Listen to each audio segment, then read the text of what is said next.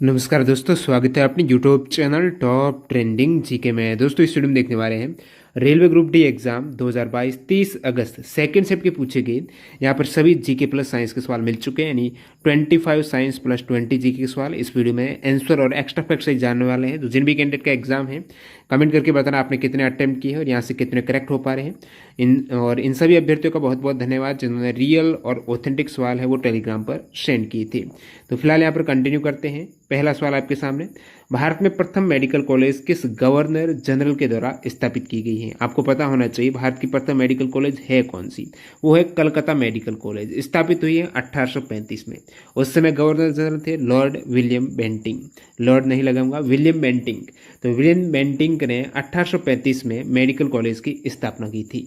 अगला सवाल देखिए, उससे पहले आपके लिए बेहतरीन डे, आज लास्ट डे है, ज़रूर आप ग्रैब करना। जो कैंडिडेट अभी तक मॉक टेस्ट नहीं लगा रहे हैं, अच्छी ऑफर का इंतजार कर रहे हैं, तो गणेश चतुर्थी के अवसर पर बेहतरीन डील का लाभ उठाइएगा। अंतिम दिन है टीटीजी के कूपन कोड के साथ, क्योंकि इस कूपन कोड से आपको एक्स्ट्रा 10% का डिस्काउंट मिलने वाला है। हमेशा जो 500 रुपये टेक्स्ट बुक पास की है वही आपको 315 रुपये में ये मिल रही है टीटीजी के कूपन कोड के साथ, जिसमें सारे एग्जाम्स की 580 प्लस एग्जाम्स के मॉक टेस्ट, रेलवे हो गया, SSC, banking, defence, UPSC, other जितने भी स्टेट और सेंट्रल लेवल गवर्नमेंट एग्जाम्स हैं, एक ही पास में 1 ईयर वैलिडिटी में अनलिमिटेड मॉक टेस्ट लगेगा। प्रैक्टिस कीजिएगा, एग्जाम से पहले आपकी तैयारी पर रखिएगा। और जो सेम एग्जाम पैटर्न और डैशबोर्ड पर आधारित यहाँ पर मॉक टेस्ट रहते हैं, तो जरूर चेकआउट करना, लिंक डिस्क्रिप्शन बॉक्स में है। अगला सवाल यहाँ पर, फरवरी 2022 में ट्रांसजेंडर समुदाय और भीख मांगने के कार्य में लगे लोगों को कल्याणकारी उपाय हेतु कौन सी योजना शुरू की गई है? स्माइल योजना। स्माइल यानी support for marginalise individual for livelihood and enterprise, इसकी फुल फॉर्म है। तो ये ट्रांसजेंडर समुदाय और भीख मांगने में कार्य में लगे हुए जो लोग हैं, दो योजना एक तरीके से स्माइल की दो उप योजना है। वो कौन सी है? एक है ट्रांसजेंडर व्यक्तियों के कल्याण के लिए व्यापक पुनर्वास के लिए केंद्रित क्षेत्र की योजना, भीख मांगने के कार्य में लगे लोगों के व्यापक पुनर्वास के लिए केंद्रित क्षेत्र योजना। दो क्षेत्र, ये जो योजना ट्रांसजेंडर और भीख मांगने के दोनों को मिलाकर संयुक्त रूप से अम्ब्रेला योजना स्माइल योजना है। और ये योजना लॉन्च हुई है फरवरी में, जो कि केंद्रीय सामाजिक न्याय और अधिकारिता मंत्री डॉक्टर वीरेंद्र कुमार ने इस योजना को लॉन्च किया है।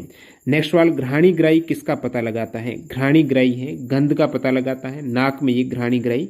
नेक्स्ट यहाँ पर, ब्लीचिंग पाउडर का उपयोग क्या नहीं है? तो ब्लीचिंग पाउडर यानी बात हो रही है विरंजक चूर्ण की। विरंजक चूर्ण का फॉर्मूला क्या है? CaOCl2। किससे मिलकर बना है? कैल्शियम हाइड्रोक्साइड की क्लोरीन से आपने रिएक्शन करा है, ये पहले भी आ चुका है। और इसका उपयोग है, तो यहाँ पर उपयोग 3 उपयोग प्रमुख, जैसे कि वस्त्र उद्योग में इसका उपयोग सूती एवं लिनेन की विरंजन के लिए, कागज की फैक्ट्री में लकड़ी की मजा एवं लाउंड्री में साफ कपड़ों के विरंजन के लिए, तो विरंजक चूर्ण है, विरंजन में उपयोग होगा। कई रासायनिक उद्योगों में एक उपचायक के रूप में, ठीक है, उपचायक के रूप में यहाँ पर उपयोग किया जाता है। पीने वाले जल को जीवाणुओं से मुक्त करने के लिए 3 प्रमुख इसके उपयोग हैं। नेक्स्ट वाले यहाँ पर एनसीईआरटी जो एग्जाम्पलर है उससे एक डायरेक्ट सवाल आया है, एक स्पीसीज की जनकों और संततियों में गुणसूत्रों की संख्या किसके कारण नियत बनी रहती है? तो युग्मक बनने के दौरान गुणसूत्रों की संख्या का आधा रह जाना। आपको पता होना चाहिए समसूत्री विभाजन और अर्धसूत्री विभाजन। जब जनन की बात आती है तो वहां पर अर्धसूत्री विभाजन होता है। समसूत्री में कोई कोशिका नष्ट हो जाती है, क्षतिग्रस्त हो जाती है, उस केस में नई कोशिका बनती है, वो समसूत्री विभाजन होता है उसमें। अर्धसूत्री विभाजन यहाँ पर पूछा आपको, जनकों और संततियों में गुणसूत्रों की संख्या वो आधी रह जाएगी, और इसी के द्वारा ही अर्धसूत्री विभाजन में ही गुणसूत्रों की संख्या घटकर आधी रह जाती है। विकल्प बी आप देखेंगे, युग्मक बनने के दौरान गुणसूत्रों की संख्या का आधा रह जाना। नेक्स्ट वन यहाँ पर, यदि लेंस की क्षमता -2 डायोप्टर है तो फोकस दूरी व्युत्क्रमानुपाती होती है लेंस की क्षमता की। तो यहाँ पर 1/2 आप माइनस में करेंगे, और इसको कह सकते हो ये मीटर में, ठीक है। आधा मीटर को 50 सेंटीमीटर आप बोल सकते हो, माइनस में करेक्ट हो जाएगा। आउटर लेंस का फोकल जो लेंथ आपको -20 दे रखी है, उसका वक्रता केंद्र R क्या होगा? वक्रता त्रिज्या एक तरीके से आपको पूछी है, वक्रता त्रिज्या। देखिए आउटर लेंस में F हमेशा वैसे ही नेगेटिव रहेगा, तो आपको क्या करना है, डायरेक्टली इसका दोगुना कर देना है, -20 गुणा 2 यानी -40। नेक्स्ट बात, प्रिज्म में आपतन एवं परावर्तन कोण और विचलन कोण आपको बताना है। तो ये बार बार पूछा जा रहा है, एंगल ऑफ डेविएशन बताना है। तो ये जो एंगल ऑफ इंसिडेंस है, आपतित किरण है, अभिलंब के साथ जो एंगल बनाती है एंगल ऑफ इंसिडेंस, और ये जो परावर्तित किरण है ये परावर्तन कोण हो गया। अब ये परावर्तित किरण डबल बार इसका और परावर्तन हुआ है सेकेंड टाइम। तो ये वैसे एक्चुअल में आपको दिख रही है, शुरुआत में किरण इस प्रकार जानी चाहिए और लास्ट में किरण निकल रही है वो इस प्रकार, दोनों के मध्य एंगल है वो एंगल ऑफ डेविएशन हो जाएगा। अगला सवाल, चुंबकीय बल रेखा संबंधित गलत कथन आपको बताना है। तो बार बार ये भी सवाल आ रहा है, इजी से स्टेटमेंट है चुंबकीय बल रेखा में। देखिएगा, चुंबकीय जो क्षेत्र रेखाएं हैं नॉर्थ टू साउथ पोल जब बाहर की डायरेक्शन रहती है तब, अंदर आएगी तो साउथ टू नॉर्थ की ओर रहेगी। ठीक है, ये दोनों पॉइंट से बार बार सवाल आ रहा है। और बंद वक्र एक तरीके से बना रही है, जहां पर घनी चुंबकीय क्षेत्र रेखा वहां पर चुंबकीय क्षेत्र पर बल है, एक दूसरे को कभी नहीं काटती है। One coil connected with battery with key, यानी स्विच के साथ एक जो कोइल है वो जैसे दो कोइल है, मैं बताऊं, एक फर्स्ट कोइल हो गई जो कि कुंजी के साथ कनेक्टेड है, यानी कुंजी स्विच लगा हुआ है, जैसे ही आप ऑन करेंगे तो उसमें इलेक्ट्रिसिटी हो जाएगी ऑन, क्योंकि बैटरी से कनेक्टेड है और स्विच लगा हुआ है तो इसमें क्या है, विद्युत प्रवाह हो जाएगी। और इसके पास में एक अनदर कोइल है। ठीक है, अब अनदर कोइल है वो गैल्वेनोमीटर से जुड़ी हुई है। अब गैल्वेनोमीटर का क्या कार्य है कि परिपथ में धारा बताती है कि धारा है भी है, प्रवाहित नहीं हो रही है वो सर्किट में गैल्वेनोमीटर से आप डिटेक्ट कर सकते हो, उसमें लगी रहती है निडल। तो गैल्वेनोमीटर है वो दूसरी कुंडली से कोइल से कनेक्ट है। आपको पूछा किस प्रकार यहाँ पर दूसरी कुंडली में धारा है वो इंड्यूस्ड होगी। तो प्रेरित धारा के केस में, अब प्रेरित धारा कब आती है, जब परिवर्तन होता है चुंबकीय फ्लक्स में। अब चुंबकीय फ्लक्स में परिवर्तन से ही प्रेरित धारा उत्पन्न होती है। ये फैराडे का नियम बताता है, जब भी कुंडली से जुड़े चुंबकीय प्रवाह में परिवर्तन होता है तो यहाँ पर EMF है वो प्रेरित हो जाएगा। और जो प्रेरित विद्युत वाहक बल है वो जब तक कुंडली से जुड़े चुंबकीय प्रवाह में परिवर्तन होता रहेगा उस केस में ही वो बना रहेगा EMF। तो यहाँ पर आपको एक कुंजी दी गई है, बैटरी दी गई है, एक कोइल से कनेक्ट है, तो आपको बार बार चुंबकीय क्षेत्र चेंज करना पड़ेगा, तभी दूसरी कुंडली में क्या होगा, प्रेरित EMF प्रोड्यूस हो पाएगा। तो बार बार एक बार आपको स्विच ऑन करना है, ऑफ करना है, ऑन करना है, ऑफ करना। अब यदि लगातार आप ऑफ रखेंगे तो प्रेरित, क्योंकि चुंबकीय क्षेत्र में परिवर्तन नहीं हो रहा, फिक्स चुंबकीय क्षेत्र नहीं चाहिए, एक बार ऑन कर दिया तो भी फिक्स हो जाएगा। तो ऑन ऑफ करते रहेंगे तभी उसमें जो इंड्यूस्ड करंट है, EMF है, वो उत्पन्न हो पाएगा। तो इस कंसेप्ट पर आधारित सवाल था। I बराबर 0.2 एम्पियर, R बराबर 10 ओम, T बराबर 1 सेकेंड, H बराबर क्या हो जाएगा, I स्क्वायर RT। R दे रखा है, I दे रखा है, T दे रखा है, इजीली कर पाएंगे। सतत विकास की डेफिनेशन आपको पूछिए कि सतत विकास का क्या मतलब है। सतत विकास वह विकास है जो भविष्य की पीढ़ियों की अपनी जरूरतों को पूरा करने की क्षमता से समझौता किए बिना वर्तमान की जरूरतों को पूरा करता है। ऐसा नहीं कि वर्तमान में आप सभी संसाधनों का उपयोग कर लें और भविष्य में आने वाली पीढ़ियों के लिए कुछ भी नहीं बचाएं, तो वो गलत बात होती है, तभी सतत विकास नहीं होगा। सतत विकास है लगातार विकास कब हो पाएगा, जो फ्यूचर में जो भी पीढ़ियों हैं उनको आपको समझौता नहीं करना है, यानी उनकी जो ज़रूरतें हैं वो तब पूरी होनी चाहिए। आप ऐसा नहीं है सारी की सारी जो चीज़ें हैं, संसाधन हैं, अभी अभी उनकी खपत कर दें, भविष्य में कुछ नहीं रहे, तो फिर सतत विकास थोड़ा ही संभव है। वो ध्यान रखना होता है फ्यूचर का भी इसमें। इसलिए यहाँ पर सस्टेनेबल डेवलपमेंट गोल 17 करके जो लक्ष्य हैं वो कितने हैं, टोटल 17 लक्ष्य हैं। पूछा जाता है कौन सा नहीं है, हंगर वाला है, पॉवर्टी वाला, काफ़ी लक्ष्य हैं 17। मैंग्रोव वन की क्या विशेषता है, मैंग्रोव वन होते हैं खारे पानी में, जहाँ पर दलदल है वहाँ पर है मैंग्रोव वन, सुंदरवन वगैरह में, तो ये खारे जो लवणीय जल है वहीं पर। 2022 पद्मश्री प्राप्तकर्ता सुमित अंतिल किस क्षेत्र से हैं, स्पोर्ट्स से हैं, वो है पैरा एथलीट है, जेवलिन थ्रोवर है, गोल्ड मेडल जीता है पैरा ओलंपिक 2020 में। धुआंधार जलप्रपात किस नदी पर है, नर्मदा पर है। धुआंधार वाटरफॉल मध्य प्रदेश, नर्मदा नदी। 71वें गणतंत्र दिवस 2020 की मुख्य अतिथि कौन, आप कहेंगे 2020 से आ रहा है, 2020 का नहीं है, ये एक कंसेप्ट पर आधारित सवाल कह सकते हैं, क्योंकि 2021 और 2022 में कोई भी मुख्य अतिथि है गणतंत्र दिवस पर। मुख्य अतिथि का मतलब है विदेशी मुख्य अतिथि आया ही नहीं है। कारण क्या है, कोविड के कारण यहाँ पर चीफ गेस्ट जो फॉरेनर रहते हैं गणतंत्र दिवस पर वो कोई भी इनवाइट नहीं किया गया है। एवं 2021 में इनविटेशन था, बोरिस जॉनसन आने वाले थे लेकिन उन्होंने भी अपना दौरा रद्द किया। तो मुख्य अतिथि जब 2021-22 में आए ही नहीं तो उस केस में 2020 में लास्ट वाला आपको पूछ ही लिया है। तो ब्राजील के राष्ट्रपति नाम है जेयर बोल्सोनारो, वो मुख्य अतिथि 26 जनवरी 2022 को।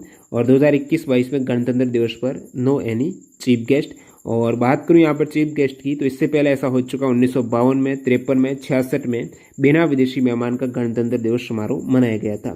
टोक्यो ओलंपिक 2020 में भारत के कुल कितने सिल्वर मेडल है? तो आप कहेंगे 2 सिल्वर, 4 ब्रॉन्ज, 1 मेडल है वो गोल्ड है। 7 मेडल इंडिया के हैं। और इससे पहले पूछा गया है टोक्यो ओलंपिक के 2-3 सवाल आ चुके हैं, तो ये थोड़ा टोक्यो ओलंपिक का वीडियो डाला हुआ है, पीडीएफ भी अवेलेबल है। Top training GK Tokyo Olympic search करना, पीडीएफ में पूरा मटेरियल मिल जाएगा, उससे बाहर नहीं जा रहा है। वैसे वैसे इजी ही सवाल आ रहे हैं, ज़्यादातर कैंडिडेट ऊपर से पूछ रहे हैं।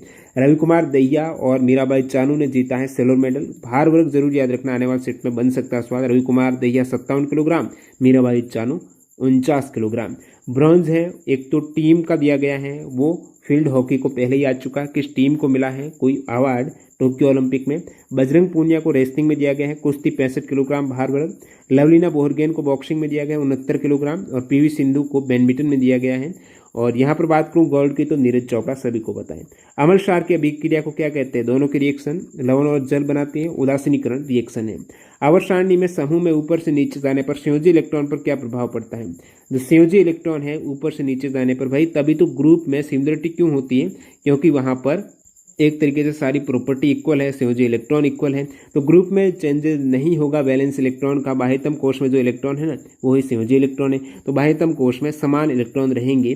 जैसे कि ग्रुप 14 में बाह्यतम कोश में कितने इलेक्ट्रॉन? 4, ग्रुप 13 में 3, ठीक है, ग्रुप 1 में बाह्यतम कोश में 1, 2 में बाह्यतम कोश में 2, और इसी प्रकार 15 में 5, 16 में 6, और 17 में 7, और 18 में तो पूरे बाह्यतम कोश में 8 के 8 रहते हैं।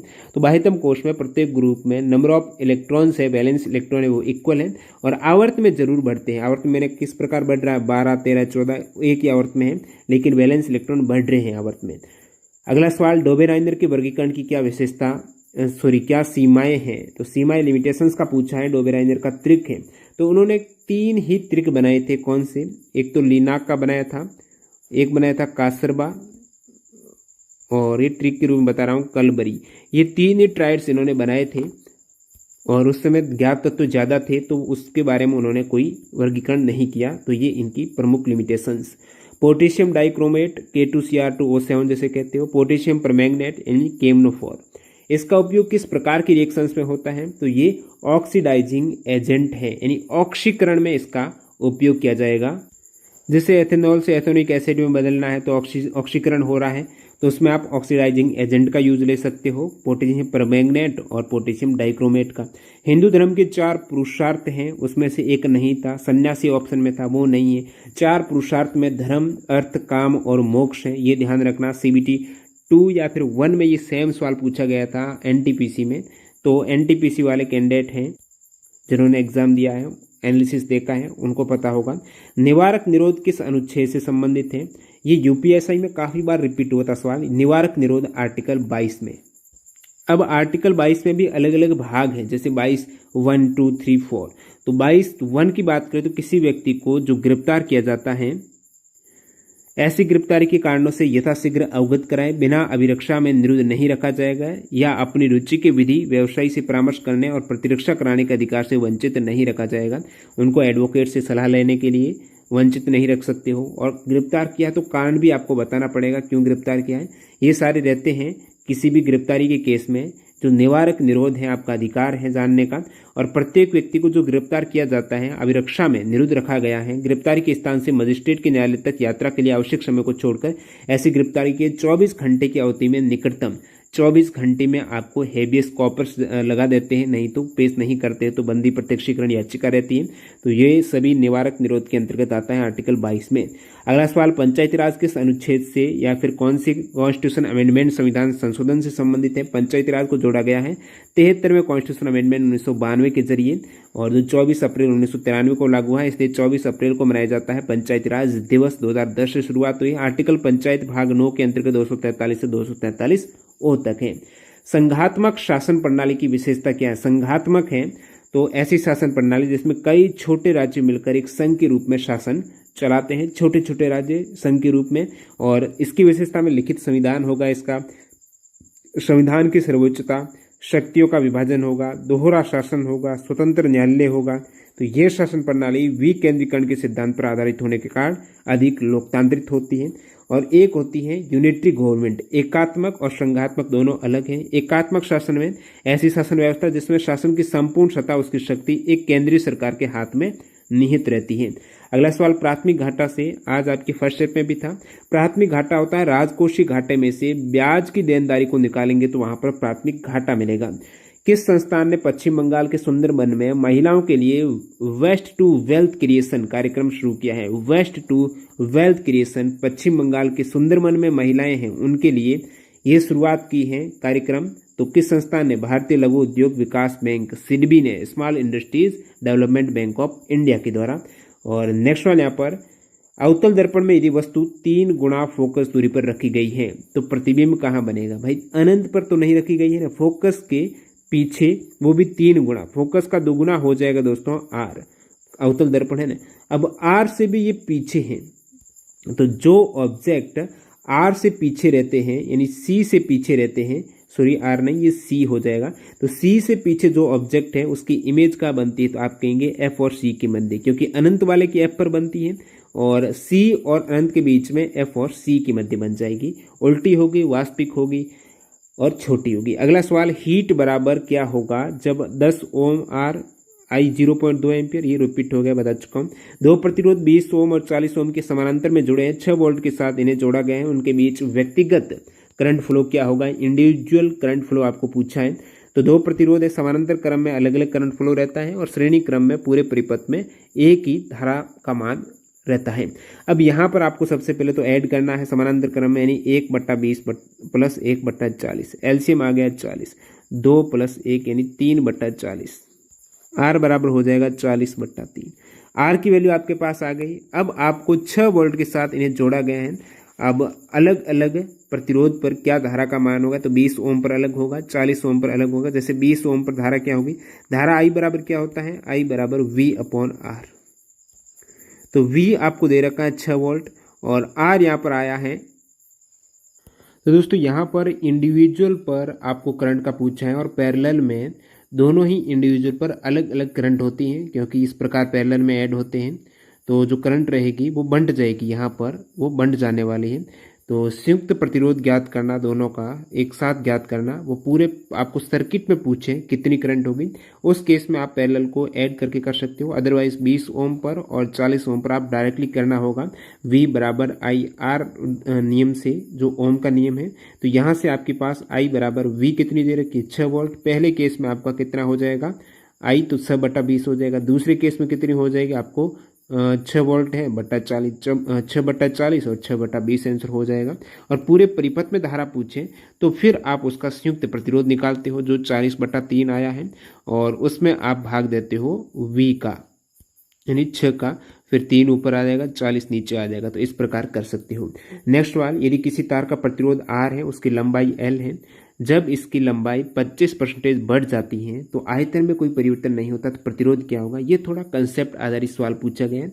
इस प्रकार सवाल है, पहले नहीं आया है आपकी ग्रुप डी में, और जिनको कंसेप्ट पता है आयतन का क्या यहाँ पर रोल रहता है, इजीली इसको कर सकता है। अब देखिए R बराबर ρL/A से तो हो जाएगा, लेकिन यहाँ पर कंसेप्ट जानना है पहला कि आयतन में कोई परिवर्तन नहीं होता। सेकंड है लंबाई 25% बढ़ रही है। पहले लंबाई यदि 1 थी, अब 25% बढ़ गई, यानी 1 का 25% 0.25 हो गई। अब कितनी हो गई? आप कहेंगे 0.25 बढ़ी है तो 1.25 हो गई लंबाई। तो 1.25 L अब लंबाई हो गई है। पहले लंबाई 1 L थी, अब 1.25 L हो गई है। तो ये पहले वाला सिनेरियो फर्स्ट केस में। सेकंड का सिनेरियो क्या है? सेकंड में जो ये है सिर्फ और सिर्फ R, सेकंड का मैं R डैश लेता हूँ। आयतन में कोई चेंजेस नहीं हो रहा है, यानी बात हो रही है यहाँ पर आयतन की। तो आप कहेंगे क्षेत्रफल का कैसे होगा? सेकंड केस में क्षेत्रफल चेंज हो जाएगा, क्योंकि यहाँ पर ये लंबाई आप बढ़ा रही हो। लंबाई 25% तार को खींच के लंबा करेंगे तो क्षेत्रफल तो कहीं ना कहीं 49 का कम होना ही होना है। तो उस केस में कितना कम हुआ? आयतन में चेंज नहीं हो रहा। आयतन क्या होता है? आप कहेंगे क्षेत्रफल गुणा लंबाई, तो आयतन होता है। क्षेत्रफल गुणा लंबाई बराबर आयतन, फॉर्मूला सभी को पता है। अब यहाँ पर पहले केस में आयतन कितना हो जाएगा? पहले का क्षेत्रफल A है, लंबाई L थी, तो आयतन नहीं, आयतन में परिवर्तन नहीं हो रहा। तो पहले केस में और सेकंड केस में आयतन है, वॉल्यूम समान है। सेकंड केस में यदि मैं मान लूँ इसका अनुप्रस्थ काट क्षेत्रफल A डैश है और लंबाई कितनी है, तो लंबाई आप कहेंगे सेकंड केस में 1.25 L है, तो 1.25 L है।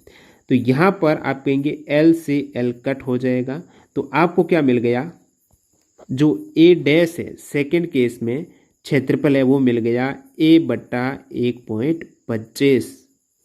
तो आपको प्रतिरोध चाहिए सेकेंड केस का, यानी R डैश यहाँ से निकल के आ जाएगा रो L कितना, आप कहेंगे L तो है 1.25 L सेकेंड केस में, A कितना, A यहाँ से निकला है आपका, कितना निकला है, तो ये निकला है तो ये वैल्यू आपने A डैश की यहाँ पर नीचे रख दी A/1.25, तो R डैश आपके निकल के। अब आप कहेंगे R ऑलरेडी रो L/A है, तो जो वैल्यू आपको दिख जाए रो L/A, ये L है याद रखना, तो 1.25 ये ऊपर चला जा रहा है, 1.25 का स्क्वायर हो जाएगा, तो R डैश बराबर क्या हो जाएगा, रो L/A अपने आप में R है, R गुणा 1.25 का स्क्वायर। तो इस टाइप से आपको निकालना था। नेक्स्ट सवाल यहाँ पर, महाराष्ट्र से कौन सी नदी निकलती है, महाराष्ट्र निकल जाएगी कृष्णा और कोयना, वेनी, सावित्री, गायत्री, ये सभी महाराष्ट्र से निकलने वाली नदियां हैं। और कृष्णा का पहले आ चुका है सेम सवाल, महाबलेश्वर महाराष्ट्र से निकलती है ये सभी। तीसरी पंचवर्षीय योजना की शुरुआत कब हुई है, तो तीसरी को हुई है थर्ड प्लान 1961 से 1966 है ये तीसरी पंचवर्षीय योजना। जैव निम्नीकरणीय पदार्थ का उदाहरण कौन सा है, जैसे कि चमड़ा हो गया, ठीक है, अपने कुछ सब्जी के छिलके हो गए, ये सभी रबड़ वगैरह जैव निम्नीकरण का आपको पूछा है, ये उदाहरण हो जाएंगे।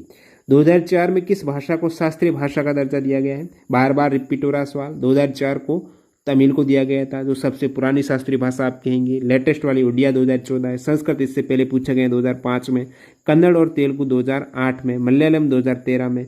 कौन सी समजाति श्रेणी का यौगिक है, तो समजाति श्रेणी जैसे कि CnH2n एक तरीके से इस श्रेणी का जो भी यौगिक है। ये सवाल आप यदि रीजनिंग से कर सकते हो तो भी आप कर सकते हो, जैसे कि आपको उदाहरण में दे दें C3H6, सेकंड में दे दें C4H8, इसमें दे दें C5H12, आप कहेंगे अलग कौन सा है, तो यहाँ पर 3 दूनी 6, 4 दूनी 8, 5 दूनी 10 होना चाहिए, 10 नहीं हो रहा, तो अलग है ना, समझाती थोड़ा ही हुआ, तो एल्केन एल्किन एल्काइन से होगा। रात्रि को तारे टिमटिमाते हैं, प्रकाश का अपवर्तन। वाशिंग सोडा की प्रकृति होती है क्षारीय, ये फॉर्मूला। दोहरा परिसंचरण किसमें नहीं होता है, रिपीट हुआ सवाल। दोहरा परिसंचरण होता है मछली में, नहीं होता है। दोहरा परिसंचरण होता है मानव में, जिसमें 2 आलिंद हो, 2 नीले हो, या फिर 3 भी हो तो भी चल जाएगा, जैसे कि 3 कक्षीय हृदय है ना, उभयचर, सरीसृप, पक्षी, स्तनधारी, इसमें भी दोहरा परिसंचरण होता है। बताऊं, उभयचर और सरीसृप है ना, इसका 3 कक्षीय ही हृदय रहता है। पूछा जाता है मेढक का हृदय कितना चैम्बर, आप कहेंगे 3 चैम्बर का है। और जो पक्षी है और मानव है उनका हृदय होता है 4 चैम्बर का। तो उभयचर और सरीसृप में 3 कक्षीय, पक्षी हैं स्तनधारी वो दोहरा परिसंचरण रखते हैं, मछली में नहीं होता है। घोंघा अपने लिंग को बदल देता है, ये क्या दर्शाता है, इससे पहले सवाल पूछा गया था, यहाँ पर उल्टा पूछ लिया। ग्रुप डी में पूछा था कि निम्नलिखित में से कौन सा है वो सेक्स उसमें जेनेटिकली डिटरमाइन नहीं होती, तो मैंने कहा स्नेल है, तो स्नेल का पूछा, यहाँ पर पूछ लिया घोंघा अपना लिंग को बदल लेता है, इसका मतलब इसे आप क्या कहेंगे, तो ये होता है सेक्स नॉट जेनेटिकली डिटरमाइंड, यानी आनुवांशिक रूप से लिंग निर्धारित नहीं होता है कि मेल होगा का फीमेल होगा। ये घोंघा बाद में भी, जन्म लेने के बाद में भी अपना लिंग चेंज कर देता है। एग्रीगेट डिमांड यानी सकल मांग का फॉर्मूला आपको पूछा है, तो एग्रीगेट में क्या होगा, AD, एग्रीगेट डिमांड बराबर कंज्यूमर कितना स्पेंड कर रहा है, साथ ही साथ कितना इन्वेस्ट कर रहा है, और गवर्नमेंट कितना स्पेंड कर रही है, उसमें भी एक्सपोर्ट माइनस इंपोर्ट साथ में करना है, शुद्ध जो एक्सपोर्ट इंपोर्ट होता है। तो ये इसका फॉर्मूला हो जाएगा, जो आप देख पा रहे हो, इसमें से होगा तो आप करेक्ट कर सकते हैं। अब सकल मांग एक निश्चित समय में अर्थव्यवस्था में उत्पादित सभी अंतिम वस्तु और सेवा की कुल मांग है। एक तरीके से GDP को ही सकल मांग आप कह सकते हो, यहाँ पर मांग आ जाएगा। अगला सवाल है, विद्युत धारा के तापीय प्रभाव पर आधारित क्यों संस्था, क्या सवाल है, नहीं मिला, जो हीटर हो गया, जैसे विद्युत धारा का तापीय प्रभाव है। बल्ब अपने आप में विद्युत धारा के तापीय प्रभाव से, टंगस्टन है वो ताप प्राप्त करके आपको लगता है जल रहा है। आलू, चावल और ब्रेड जैसे खाद्य पदार्थ किस प्रकार टूटकर ऊर्जा देते हैं, तो आलू, चावल, ब्रेड, इसमें क्या होता है, कार्बोहाइड्रेट, कार्बोहाइड्रेट बदलता है ग्लूकोज, ग्लूकोज कार्बोहाइड्रेट है। अब ग्लूकोज एनर्जी बदलने के लिए उसका होता है ग्लाइकोलाइसिस, तो मांसपेशियां ग्लूकोज को ग्लाइकोजन में कन्वर्ट करती हैं, और ये शरीर के लिए ऊर्जा का एक स्टोर बनता है। और ग्लूकोज को ऊर्जा तभी मिलेगी जब शरीर से निकलेगा इंसुलिन, इंसुलिन ही ये पाचन का काम करेगा ग्लूकोज का।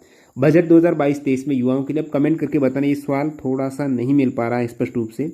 युवाओं के लिए एक सवाल पूछा गया है। अब कोई बोल रहा है कि ये स्टूडेंट लर्न और अर्न प्रोग्राम का है, और बाकी यहाँ पर एक लैब करके भी स्टूडेंट ने बताया, तो लैब का है, तो ये 2022-23 का बजट का होगा। युवाओं को ऑनलाइन प्रशिक्षण के लिए जो कौशल विकास के लिए पोर्टल लॉन्च हुआ है वो देश स्टैक ई पोर्टल है, जो कि 750 यहाँ पर वर्चुअल लैब और 75 स्किलिंग ई लैब स्थापित की जाएगी।